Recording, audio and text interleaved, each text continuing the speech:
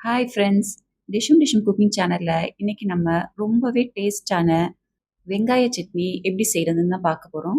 இது செய்யறது ரொம்பவே ஈஸிங்க. இட்லி, தோசைக்கெல்லாம் சூப்பர் காம்பினேஷனா இருக்கும்.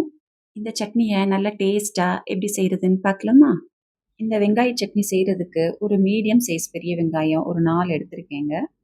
ஒரே ஒரு மீடியம் சைஸ் தக்காளி எடுத்திருக்கேன். இந்த சட்னியில தக்காளி சேர்க்கணுன்ற அவசியம் கிடையாதுங்க. நான் புளி கொஞ்சமா சேர்க்க போறதுனால ஒரு தக்காளி எடுத்திருக்கேன்.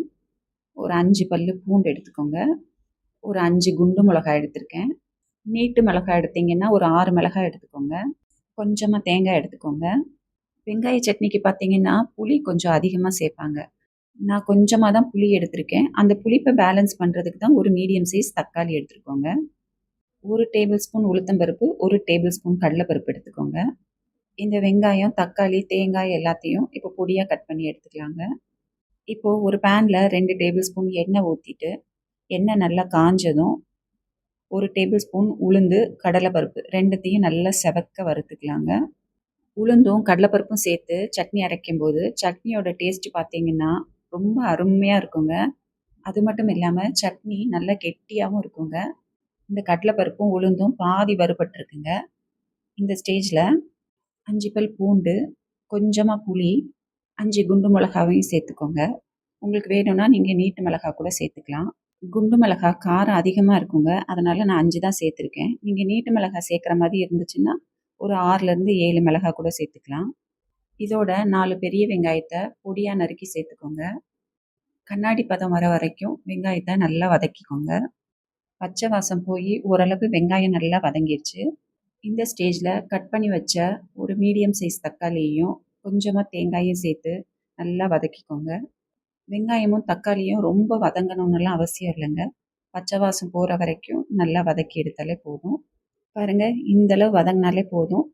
இப்போ ஸ்டவ் ஆஃப் பண்ணிடலாங்க. ஆஃப் பண்ணிட்டு இது அப்படியே கொஞ்ச நேரம் ஆறட்டும். ஆறுனதுக்கப்புறம் நம்ம மிக்ஸர் ஜார்ல சேர்த்து அரைச்சு எடுத்துக்கலாம். பாருங்க, நல்லா ஆறிடுச்சு. இப்போ இதை ஒரு மிக்ஸர் ஜார்ல சேர்த்து தண்ணி ஊத்தாம நல்லா கெட்டியா அரைச்சு எடுத்துக்கணுங்க. வெங்காயம், தக்காளியில இருக்க ஈரத்தன்மையிலேயே நல்லா அரைப்பட்டுருங்க. இப்போ இதில் ஒரு 1/2 டேபிள் ஸ்பூன் உப்பையும் சேர்த்துக்கலாங்க. தண்ணி ஊத்தாம இதை நல்லா நைஸா அரைச்சு எடுத்துக்கோங்க. வெங்காய சட்னி ரொம்பவும் தண்ணியா இல்லாம, இந்த மாதிரி கெட்டியா இருந்தா தாங்க சாப்பிடுறதுக்கு நல்லா இருக்கும். இந்த சட்னிக்கு ஒரு தாளிப்பு ரெடி பண்ணிடலாங்க. ஒரு பேன்ல ஒரு 2 டேபிள் ஸ்பூன் எண்ணெய் ஊத்திக்கோங்க. எண்ணெய் காஞ்சதும் ஒரு 1/2 டேபிள் ஸ்பூன் கடுகு, கொஞ்சமா உளுத்தம் பருப்பு, ஒரு 2 வரமிளகா, நல்லா ஃப்ரெஷ்ஷான கருவேப்பிலை கொஞ்சமா போட்டு நல்லா வறுத்து எடுத்துக்கோங்க. கடுகும், உளுத்தம் பருப்பும் நல்லா பொரிஞ்சு வந்ததும் ஸ்டவ் ஆஃப் பண்ணிருங்க. நம்ம அரைச்சு வச்சிருக்க சட்னிய வேற ஒரு பவுலுக்கு மாத்திக்கலாங்க.